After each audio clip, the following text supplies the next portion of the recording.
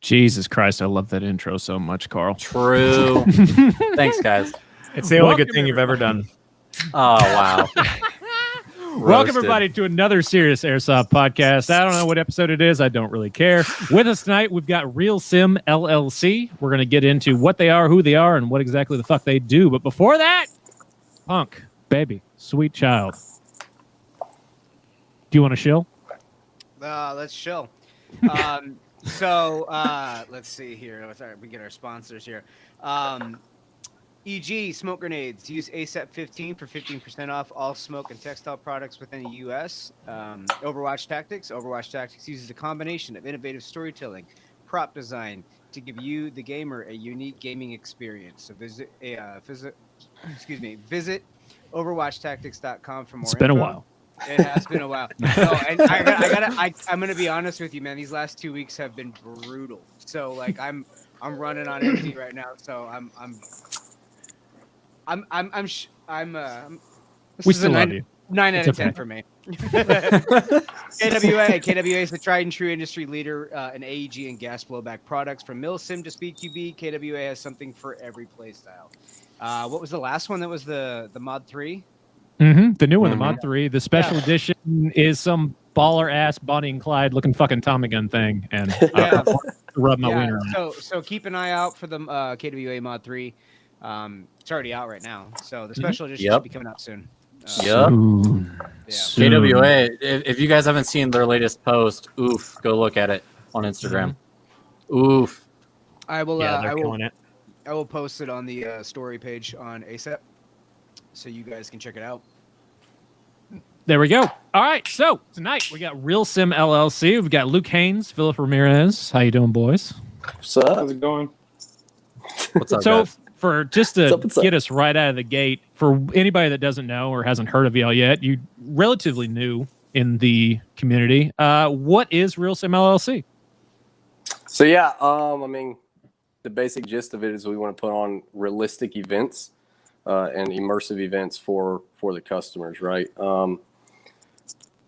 I'm not saying that any other Milsim event doesn't do this or does do this. That's not what I'm trying to get at. But what I am trying to get at is that instead of going out and capturing a flag or just a force-on-force exercise, it goes a little bit deeper than that. I don't want to give too many details away, especially about Stormfire and stuff like that. But our objectives are really realistic. We think about what a real-life military or a militia would do, and we create objectives based off of those thoughts. So, in short, we just want to build immersive and realistic events for our player base, and force teamwork and cohesion. Where are you guys based out of? Yeah, Fort Worth. Dallas, Fort Worth. But we host. I mean, as you guys know, Stormfire is in Oklahoma, so we do host events. We want to spread out nationally, but for right now, our last couple events have been in the Midwest. Nice. It's a good place to host them for sure. I'm in Fort Worth too, so I prefer when shit's in the Midwest. It makes it so I can go to things.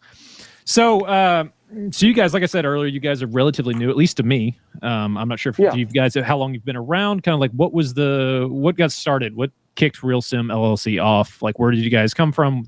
Give us a little bit of background. Yeah, go ahead, a little bit of the background. A bunch of guys like to run and gun, like the camping, the unit cohesion, the team, small unit tactics. Come to a point where there isn't enough or this style. That's kind of what inspired the whole concept of a full immersion, going out into the field, staying out there, taking on, operations, not able to move without intel from higher ups, relaying the information to other elements and kind of creating that. They create the concepts. For him, it's Luke and Mason Easterling. Shout out, Mason. They're the ones that come up with the concepts, and they're designed to suck. They're designed to be stressful. They're designed to a lot of hurry up and wait for information to come down. That's kind of what was the whole concept and what inspired it. So as soon as I heard about it, I'm like, what's up? I love I love running and gunning, shooting people in the teeth. But in a nutshell, that's pretty much what inspired the whole movement. We've been around for almost a year. I think the idea came in December of last year, so 2020, and then 2019, and then I don't think we actually got like the business license until March of 2020. So almost a year. Fairly new. Around. Yeah. So definitely new. We're completely new to all this stuff. So. And I don't know if we've thanked you guys yet, but we thank you guys for having us on and stuff. No, of course. I'm really going to try to make the event.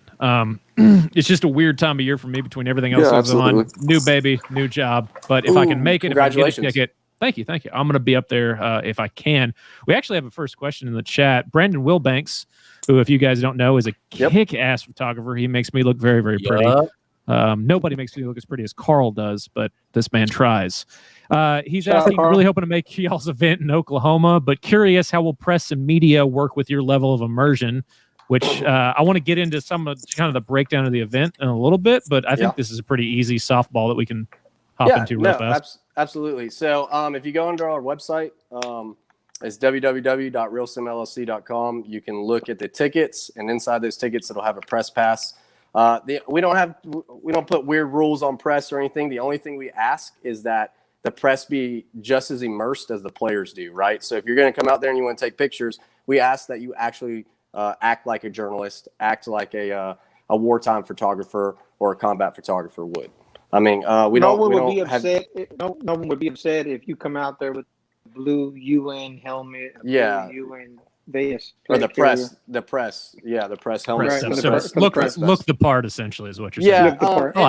And if you can't do that, that's fine. What mainly we're worried about is the immersion, right? You got to you got to act like the journalist would. If you're going to take photographs or interview people or take notes on a notepad or whatever you're going to write the story on, we ask that you play that part. You don't have to pick a specific side where they're because we got the question the other day, do I have to wear a green or tan uniform? No, nothing like that. Just the immersion is what we're worried about, because that's ultimately what our customers are paying for, and that's what we want to portray as well. So I hope that answers your question, Brandon. So works for me. Yep. So you guys, you kind of mentioned that one of the things that you wanted to have as an immersive experience as possible, and you guys weren't getting that at maybe other events, or at least not to the level that you wanted. So what sets you guys apart from, say, Milsim West, who is also well known and kind of like their niche market is how hardcore the events are, how hardcore the events are supposed to be in levels of immersion and levels of what's going on? Right. So I have never been to a Milsim West event. None of the people that work for Realsim have ever been to a Milsim West event. I heard they're freaking great. They're fantastic. I've seen some of their videos on YouTube and whatnot. So I can't really speak on how we're separate or anything like that. What I would say is that and kind of going back to the first question, is we focus heavily on the immersion and teamwork, right? I had that teamwork in there right before we changed topics. But the teamwork is our objectives are designed, and Philip hit the nail on the head. They're designed to be hard and a little bit, not necessarily hard. I don't know if that's the right word for challenging. It. Challenging, right? Challenging, and then and a little bit chaotic, right? But I mean, it all relies on teamwork.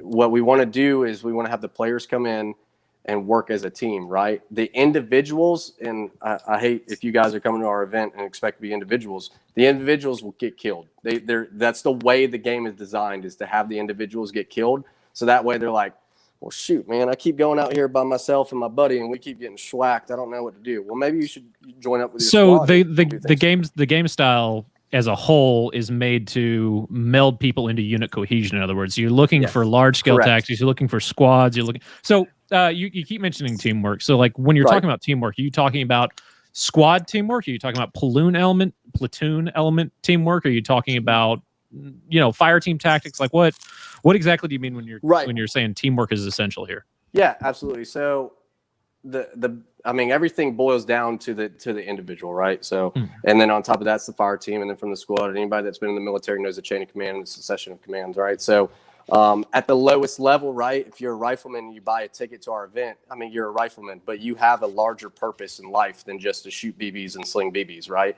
You're either covering the squad automatic weapon so he can lay down hate and discontent, or you're suppressing the left flank so the right flank can move up, whatever it is, right? Every job, every role that you select has a purpose, okay? So, and when we talk about teamwork, we're talking about the ultimate goal or whatever your phase and your objectives entail, if that makes sense. Does that answer your question, Cole? Yeah. So okay. At least from my understanding, you're tailoring objectives so that they're too big for one or two guys to take care of. Correct. Yes. And then it's like a raid boss. I got you. And then on top of that, and I know Milsim West, I know they have long, huge infantry style movements, which is freaking awesome. I think, that's something that I think we would like to get into if we can find venues that are big enough. I know their venues are like 10,000s of acres. Dday used to be big enough. I think they've shrunk down recently.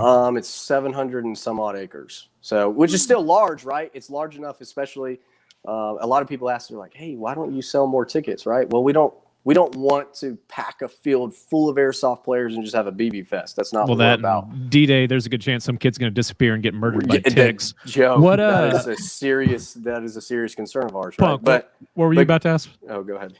Well, no. So I was, when you were talking about like having 2 or 3 people getting schwacked because they're not linking up with their crew, and then you were going into like, well, maybe you should, and you were like, cover your saw gunner so that way he has the ability to do his job. Right. And my only concern is that airsofters don't exude the most abundant attention span or ability to listen to basic instruction. Right. So it is a hurdle. And not only is it a hurdle, it's like an Everest hurdle. And I'm sure you guys have accounted for this. This is something you guys think of, obviously, as being an event promoter. But like, what are some ways or what are some tools that you might be thinking about later on down the road of providing, so that way these people who may not have ever played a Milsim event or a big event in general knows how to do things like that, like cover your saw gunner, or like what a saw gunner's role is supposed to be.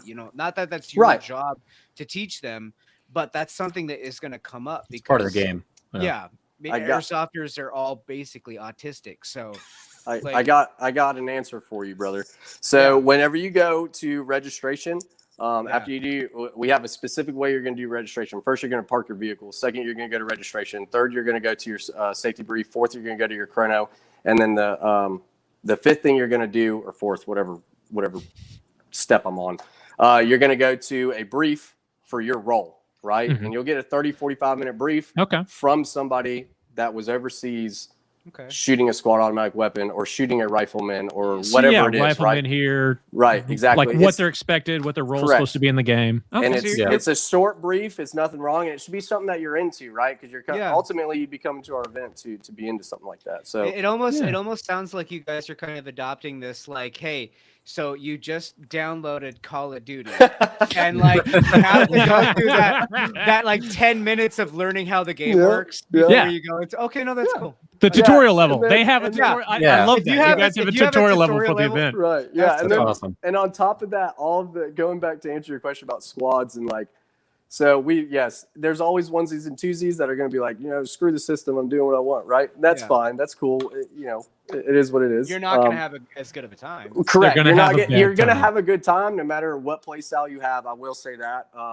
But you're not going to have, just like you said, not as an immersive time, not as a good time, right? But on top of that, all of our squad leaders from the squad level and up are handpicked. And 9 out of 10 of them... That was actually a question I had. Yeah, perfect. 9 out of 10 of them have combat deployment experience. And the guys that don't have combat deployment experience, they have been in the Milsim game for a very long time. So, and that's kind of our way to mitigate it, right? Like I said, you're always going to have a onesies and twosies. We're not perfect. Nobody's perfect. We get it. We have new players that are coming out there. We do our planning page on Discord, not on a Facebook. So That's when cool. you buy a ticket, you get an email that gives you a link to a Discord. It's smart. I'm love glad to Discord see. for Yeah, that. I'm glad to see an event host like understand that there's other apps, there's other ways to communicate with customers, there's other ways to coordinate your player base, squads. Like you saw it a little bit with Desert Fox events and the Blue Fox tracker. Which quick plug, Corey and I are CO and XO for one of the sides. We haven't decided yet at the 878 game at the end of March. Has that been announced? Coming up? No, not yet, but I'm just fucking announcing it right now. What's Warren gonna do? Ride in here on his high horse and beat me to death? But yeah, so you see that, and I've never messed with the Blue Fox tracker before. I'm kind of excited to dick around with it a little bit. But it's cool to see you guys like bring in something like Discord that like, hey, all you little airsoft nerds, you guys play video games, you've got Discord in here. Absolutely. Use this, and yeah, I like seeing that. That's neat. So what? I guess we keep talking about the op. What is Stormfire? Yeah, so Stormfire. I mean, on an event basis, it is. So you got green. We do green versus tan, right? So the green team is acting as a militia that is rising up against their government, and the tan team is the army, right? That is owned by the government and run by the government, coming to, I guess, damper. I know there's a different word for it. I can't think of it, but suppress. There we go. Suppress the people, right? When you think of missions and objectives, you can think if you want to do a more guerrilla style warfare, then I would tell you to go join the green team. If you want to do more tactical, well, not necessarily tactical, but more conventional, right? Conventional style military play, I would tell you to go join the tan team. But yeah, in a nutshell, it's just the people are rising up against their government, and the government's coming in and saying, no, you can't do that. And here's why. So, right. Also, I don't know. Is that answer your question? Yeah. Okay, go ahead. Philip, one thing I'd like to add, we have the Will Soto and the Woodcock that will be CO and XO for the green team. Oh, you're nice. Speaking our language. Those are our boys right there. Yeah, buddy. I've been playing with Woody for he fucking put me under his wing a long time ago. Another thing that Soto, as you mentioned, owner of Overwatch Tactics, we are also going to see a very handsome Corey Haynes there as the division leader for their event up at Dday Adventure Park. Yeah, I'm the True Sons leader. So yeah, Jay's going to be looking. Jay's going to be looking for revenge because Cole and I put a hurting on him single-handedly last time we played the division game. It was bad. Woody doesn't like to admit it, but we single-handed, like every time something went wrong, for Woodcock, he could see us like in the background, like whether we're like dancing off with an objective or just like fucking like it was such a small field. You could literally see us just running across the field laughing at him. It was a good time. I'm excited. I have a small story about Woody. He doesn't know this, but my second event that I ever attended was the Conquest of Babylon. I'm over there hot shit. I got me a CBR Alpha Crytek. I'm gonna give me 150 kills. Towards the end of the second day, we approach a building, and I see them coming towards me down in between two houses. So I sneak up. They don't see me, but I see them, or I thought. So I'm waiting. I know they're coming. So as soon as he comes around, I start shooting. He starts shooting. He's like, "I shot you." I'm like, "No, I shot you. I shot you." Well, I shot you. I shot you. I'm like, well, let's both go. Woody starts to like approach me. I'm backing up. Like, somebody come get this dude. I don't know who the fuck it is. It breaks up. We go back to the spot where we were sitting up, and they were like, "Dude, you were about to get your ass kicked by the old guy. That was Woodcock Stone." I'm like, "Who the fuck is Woodcock Stone?" Woodcock argue with every motherfucking body that listen. But in his defense, he came up afterwards and shook our hand, and that's how our relationship. Long story short, that's how the relationship. That sounds like Woodcock. Woodcock's one of my favorite people on the planet. He's a great fucking dude. So we do have a question in the chat. We got a couple, actually. I'm surprised. So Ian Leary wants to know how the sides are separated. Like, what is your differentiating factor for factions, for nationalities? Is it just camo color? Is there something else to it?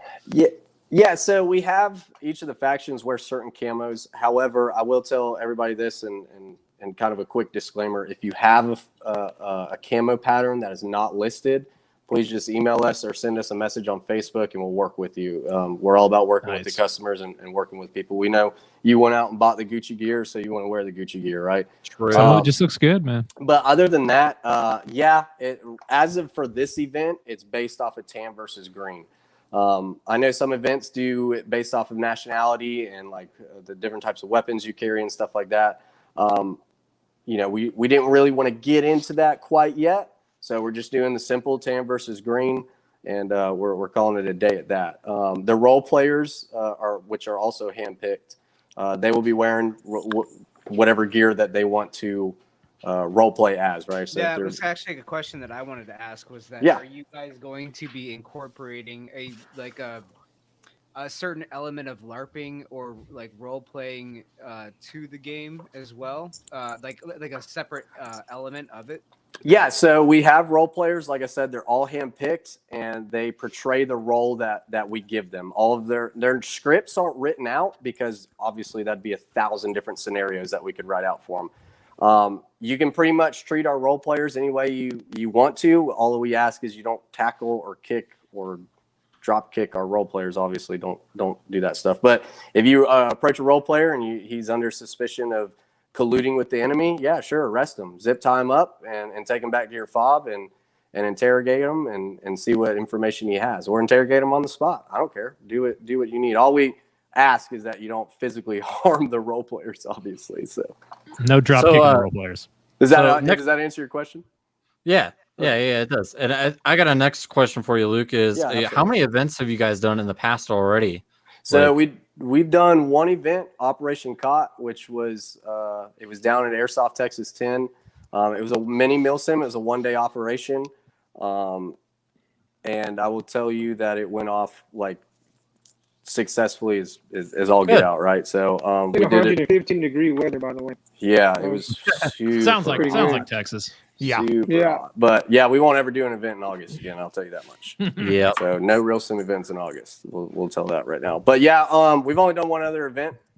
However, like Philip said earlier, we have the help of Woodcock and Overwatch Tactics. They're helping us out a bunch, and it's super cool about Overwatch because we were like, "Yo, dude, do you want us to put your name out there?" And they're like, "Nah, man, stay humble and do what you do." And I have mad respect for Soto and everybody that works for Soto's the man. Yeah, he's super cool, dude. And then also the help from Sosa Optics, right? Enola Gay's going to be out there. Our boys. Night Vision rentals are going to be out there for everybody's night vision needs. Oh wow. Sicario Airsoft, those guys are down in Arizona. They're a Milsim team. They do great things.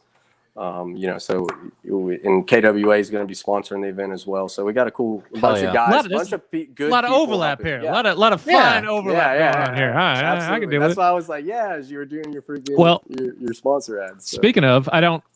Well, we've got there's also some other sponsorship stuff going on, but before, because I know, Corey, that you got to get out of here in just a minute and go to your real job. Oh, sorry. Do you want to talk about the project, the other project that's Oh yeah, I want to hear. The movie? Yeah, yes, I want to hear about the movie. I mean, I know I say this every time we talk about it, but it's kind of taken on a life of its own, and it just keeps growing and getting bigger and bigger and bigger. We locked down our helicopter this last couple weeks, and we've been working with him. We did another walkthrough, I think, since the last time I was on. So we're working on our shot list now, and we're getting to like the last few weeks. So we've got stuff coming in. We're still picking up sponsors, a lot of huge sponsors from the airsoft industry. Some we're still working on, so I can't really announce them, but LBX is on board. Breachpoint Productions, which is Zero's company and Greg's company, they're the ones supplying the site, which that site is freaking awesome. GBLS is sending us 416s, which anything about GBLS 416s, there's nothing cheap about them, and they're getting the rumor is we're getting custom paint jobs based off of like Rainbow Six paint jobs. So do the cats get to keep the guns that are no, those are going back. Yeah, sorry, but LBX is coming through with a bunch of bags. Evic is is sponsoring us, and they've got some cool stuff coming our way, and I'll be able to talk more about that once we get all that in. But Body Armor Vent, MC Kydex, a lot of big names that you hear thrown around in the airsoft community. Everybody showed up, and I mean, a lot of it's not even us reaching out and begging. A lot of it's like these people asking to be involved, which is cool. We're trying to do something that.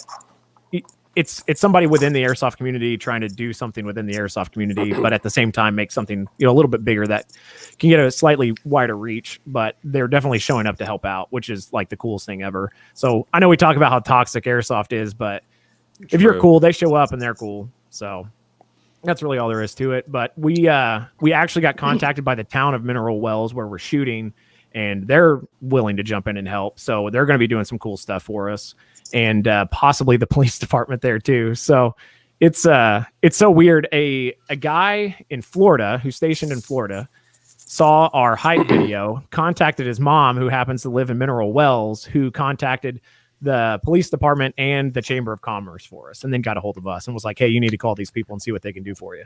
Nice. So yeah, it's a weird thing to be in, and it's gotten a lot more hype than we were expecting. So that's good, going into production. And then I think once people see the quality of what we're going to put out, I think it's just going to blow up. Because I was gonna say, if you guys haven't seen Corey's video that like David shot and Wayne and all of them talking about the hype of Siege, go watch it because it's fucking phenomenal.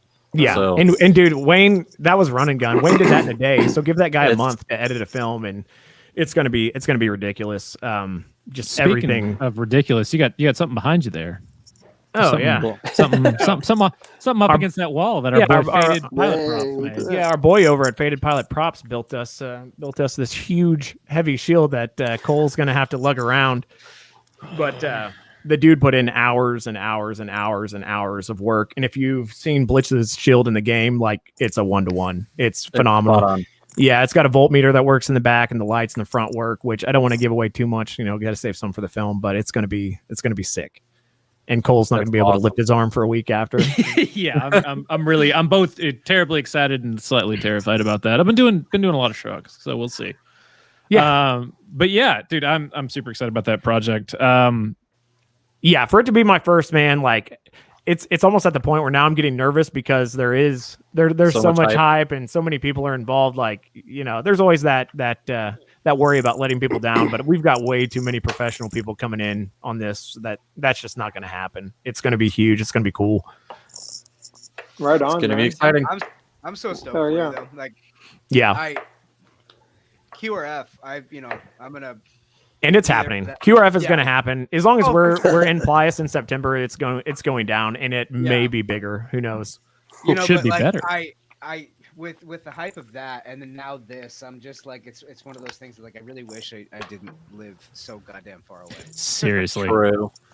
Yeah. You nerds need to just move to DFW. I swear we don't have car wrecks all the time. Yeah. But as long as this thing goes off and it gets done, there's going to be a ton more. Like, everybody that we've talked to wants to do more stuff, and they want to be more frequent, like making films for the film community and the independent film community. So like, if this goes off, like I'm in it. I'm invested. That's what I want to do. So, well, if you've got a good product, like I said, again, with Stormfire being your guys' second op, and it's already getting this kind of hype, like kind of transitioning back to our guests here. This so like Stormfire, you say it's your second op.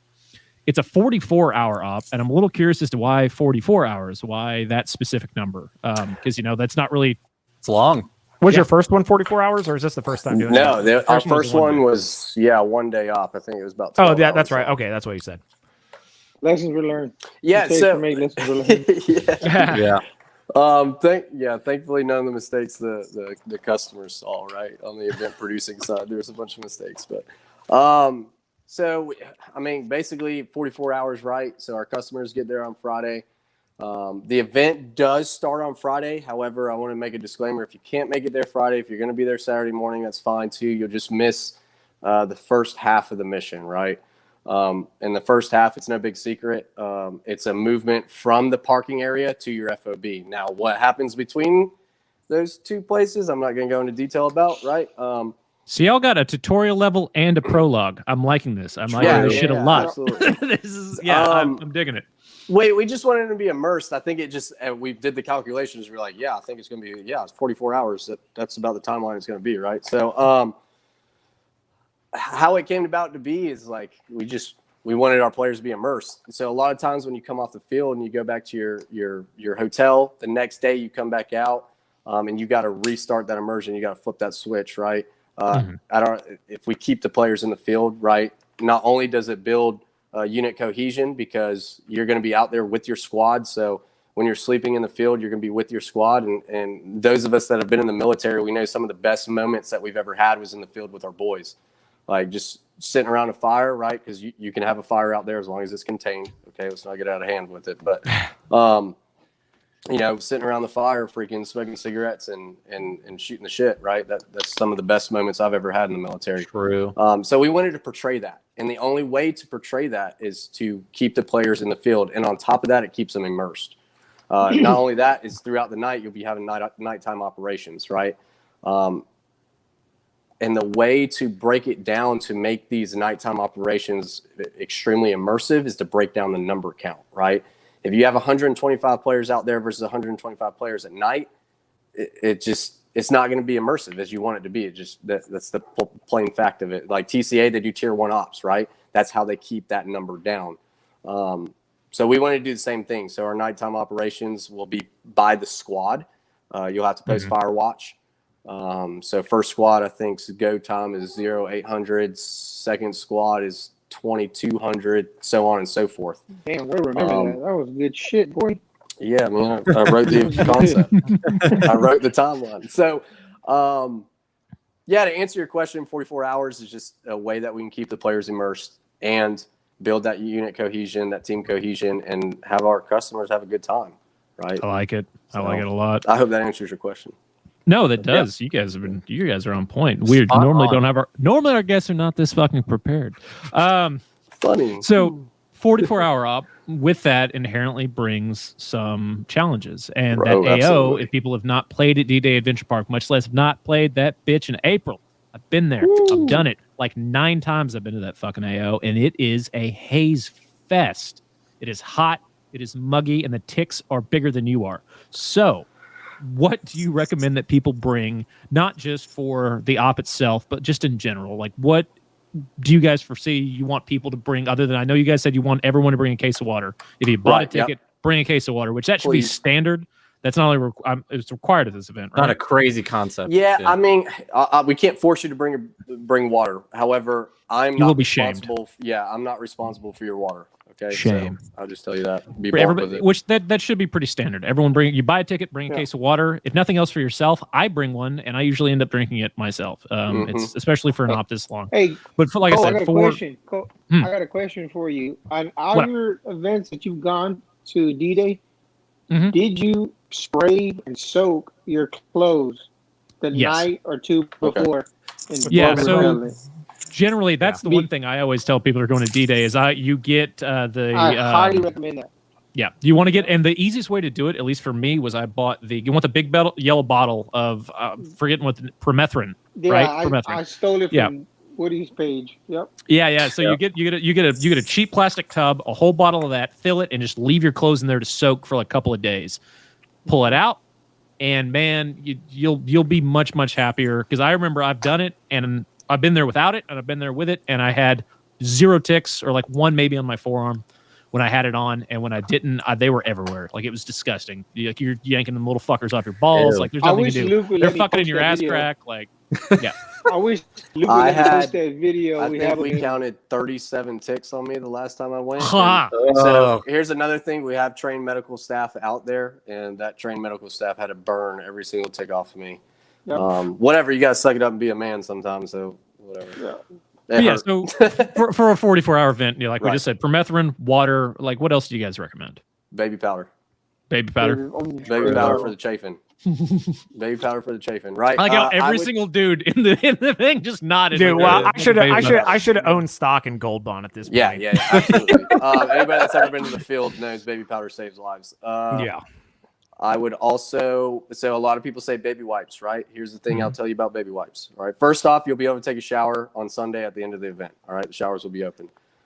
Here's the thing about baby wipes. Are these the showers that D-Day provides? Yes. The showers that D-Day provides, right? The caveat to that, you better be able to hold your fucking breath, because those bathrooms, they're like, there's nothing that you guys can do about it. There's nothing American Milsim's been able to do about it, or Overwatch, or any other event host. Those bathrooms are gross. Just bring flip-flops, be prepared.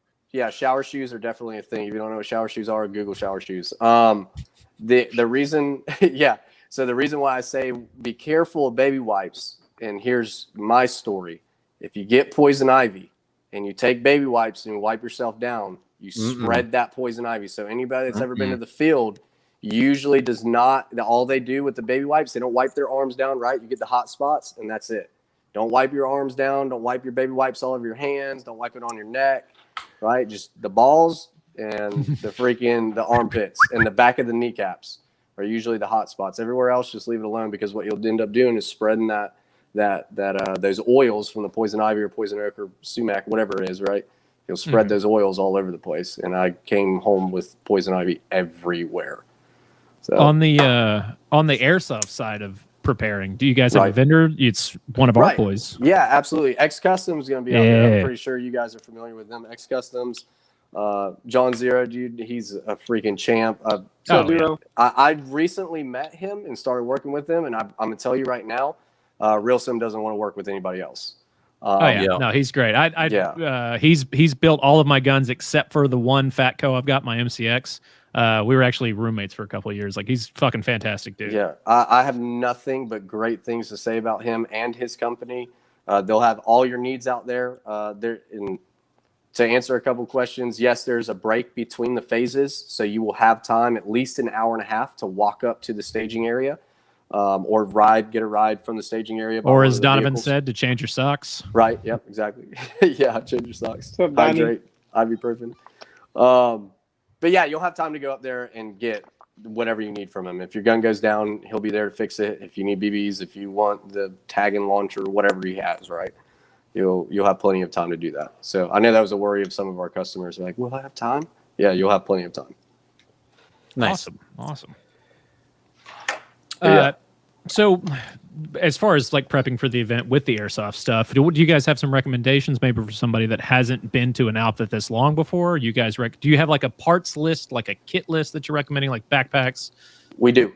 Well, we don't have it down to like exactly what I just mean like you should wear. General items. Ideas. Yeah, if you go on our website, the www.realsimllc.com, you go to the events page. Underneath there's some links, and one of the links is a packing list. Okay, inside that packing list, it'll show you all of the recommendations that we give.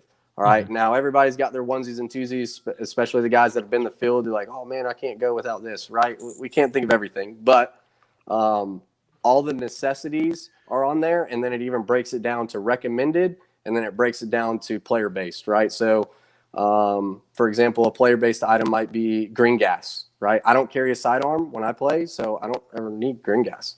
So that's a player based item. So, and it breaks it down to, all the way through there. Hygiene kit, freaking bath towels for when on Sunday when you go take a shower, baby powder. Couple extra batteries, right? Comms, you'll definitely probably need.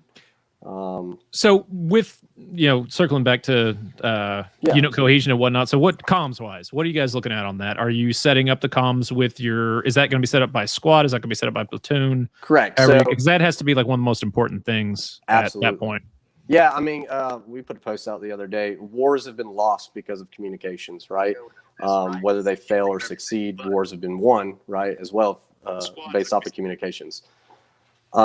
We break it down into the squad, right? So you have a comms card. If once you get in and you buy a ticket, you'll be able to see the op order, depending on if the CO or the XO lets you see it this soon because of loose lips, sink ships. Everybody knows of OPSEC. But anyways, yes, we have a comms card. It's broken down per squad, and then it goes up from there from the hierarchy, right?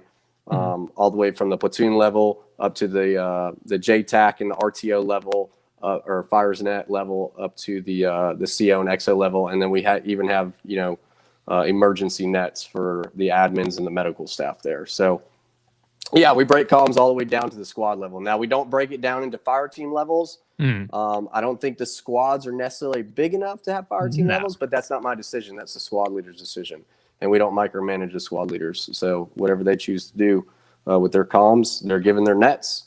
Right, everybody has their designated nets, and they can choose to do with it what they want. Does that answer your question, Cole? That does. Perfect. Cool. You should ask Woodcock what he thinks about comms. He doesn't think they're important. Okay. So yesterday or Tuesday, we had we do a leadership brief every month. And the last Tuesday, we were talking to him about comms, and we got on a tangent for about 45 minutes, I think it was. All you have to do is he gets mad at me at breathe. every He goes on event. tangents. My stuff goes down without fail at every event, and he loses his mind. Yeah. But comms are important. Like anybody that's ever done anything, an event wise or anything that's ever lasted a long period of time, or you got people in positions that are A, B, and C, or over here and over there, comms are, whether it's talking on your cell phone or if it's over radios or whatever it is, right? I mean, that's why extremely Blue Fox important. Tracker was created to better, communicate. Yeah. Comms are always interesting at D-Day because there's definitely a lot of defilade and a lot of trees. So that's a good thing that you brought up, Cole. I would recommend the UV82, right? Radio. We're talking about comms. The UV82 is an 8-watt radio, and then the 16-inch Abri antenna. That's what I run, and I swear to God, I've never had a problem out of it. So have you guys thought about doing so? Like when you guys are talking about your what would you call it? The 10-minute intro to your game and like how to play it properly. Thinking about like just, hey, if you guys are going to be running certain equipment, like this is what we like recommended equipment to use, for those who don't, like a comms breakdown. Yeah. So if they're going to go to your event and like they're not super prepared, and when they go, oh man, I really need to get a radio, and you're like, hey, by the way, this is the radio that we prefer. You know what I mean? Yep.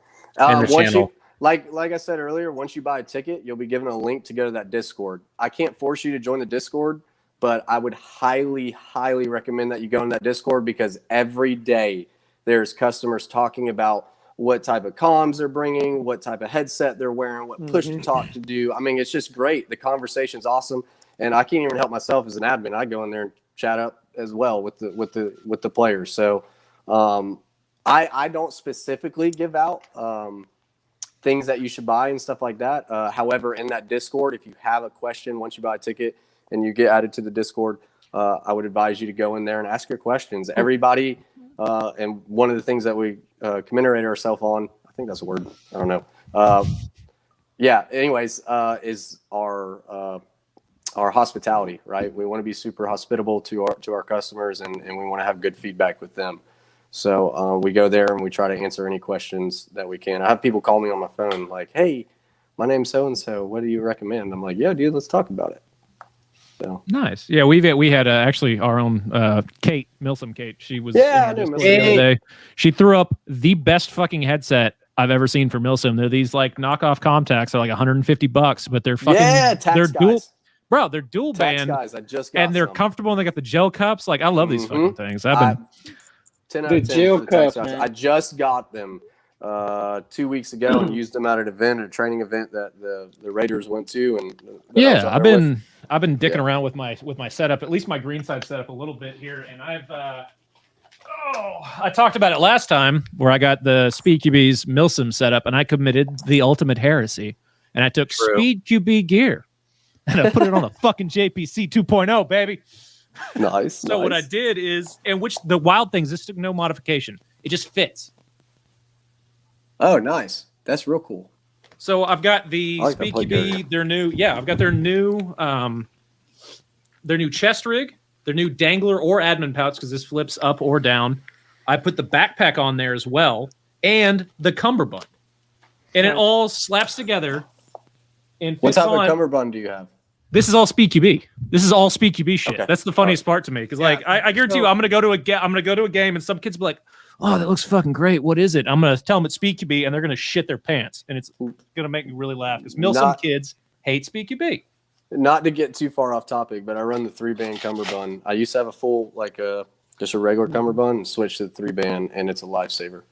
Oh, dude, they're great. So I had the 3-band, or I have the 3-band for this. Yeah, 3-band, it just allows the air to come in a little bit more. I know the LBX has the vents in it, so that's cool too. However, mine did not, so I went and bought the 3-band, and it's a lifesaver.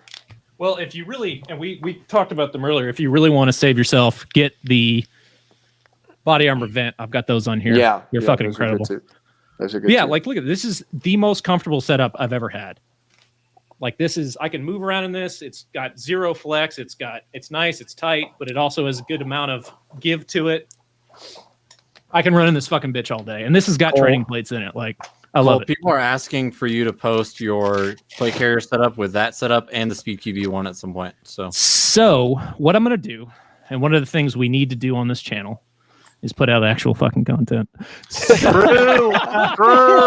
No. We ride on our clout alone. Like that's it. Right. So, in the chat, if you guys want to see it, I've been tossing around the idea of creating some videos of just like, here's my loadout for this event. RoboMur used to do this, and I'm shamelessly going to steal this from our boy, because he used to do like at events, he'd be like, here's my loadout for the event, or he'd interview people and have their loadout for the event. We're going to kind of copy that a little bit. He doesn't hear stuff anymore, so he might. He's a sweet boy. Canada's in like a super quarantine. Like you can't do anything and go anywhere in Canada. We have almost I feel like we have the exact same quarantine here in Washington. So yeah, well, I still live in America. God dang it! So you live all the way up in Washington, which is the most. I'm like an hour outside of Seattle. Is it like snowing up there? Actually, right now it is. Yes. Well, it's trying to snow here too. Yeah, it is trying to snow here. Yeah. It's snowing here. But yeah, so we're toying with the idea. At least I'm going to start making like pre-events like the week before. I'll throw up a video and be like, here's what I'm wearing, here's what I'm rocking. And maybe if they take off, everybody will do that. Because I'd be really curious to see, like, I think it'd be fun to see like what I wear, because I'm all about function. I give very little shits about like what it looks or what's cool. Same. This is the most functional kit I've ever owned, and I love it. But I know it's going to make some gear whores throw up in their mouths. I would love to see what like Punk takes to events, and then Corey, who like uses shit that he actually uses in real scenarios and whatnot, in and out of being a cop, and his experiences in the 101st Airborne. And then Carl, what he's running with his sniper stuff. Our own little sneaky boy. So that's just kind of something that we're going to try to do moving forward. But yeah, man. I mean, it's been great having you guys on. We're getting kind of to the wrap up point here. I guess what we generally would do is, if you guys could give us, what are 5 things you want people to know about Realsim? And at the very end, definitely plug the event, the date, the time, where to get tickets, all that fun shit. Yeah, absolutely. So the first thing I would it's only the beginning. That's one for sure. It just absolutely. See, that's cool because he's like media marketing. So he like, I think operations side, he thinks like media marketing. So absolutely, it's only the beginning, right? So yeah. The second thing, I'll say operations side is that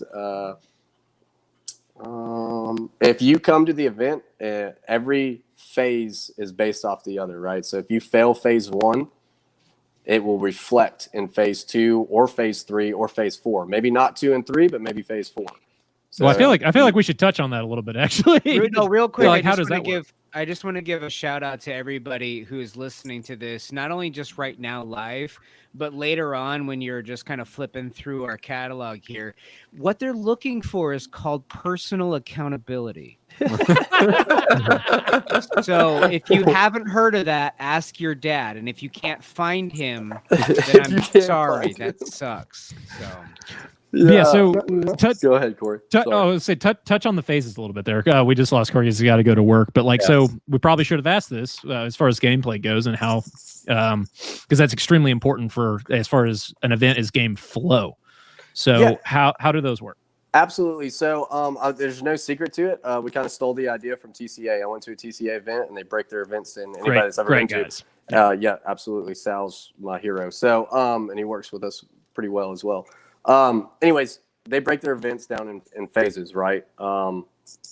So what that does is it allows the player to go 110% and then come off the field for a little bit, relax, get their brief, do their AARs, figure out what they did wrong and what they did right, and then revamp and reset and go out for the next phase. Each of our phases is anywhere from, I think, an hour and a half, some extending all the way up to 3 hours. And then, that's my, what's that thing called? iRobot? Anyways, is somebody breaking into your house right now? No, it's not the little vacuum cleaner that's like rolls around or whatever. Yo, no, I want to see that real world training right now. Like, Alexa, gotta get the gun. We're going down. Hold on. Hey guys, come with me. I'm gonna show you guys what a B&E looks like. Pick up the camera. Shit, that's funny. But yeah, so each of our phases are broke down. And then in between each phase is anywhere from an hour to 2 hour break, right? Or I think some are 2.5 hour long breaks. But and then if you fail phase 1, that's okay. Don't freak out. Figure out what you did wrong. Figure out what you did right. Fix it, and then move on. Fire and forget type of thing, and move on and fix those things in the next phase.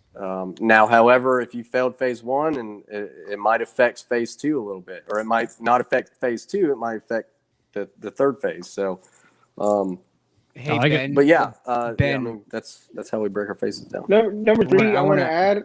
Go ahead. Oh.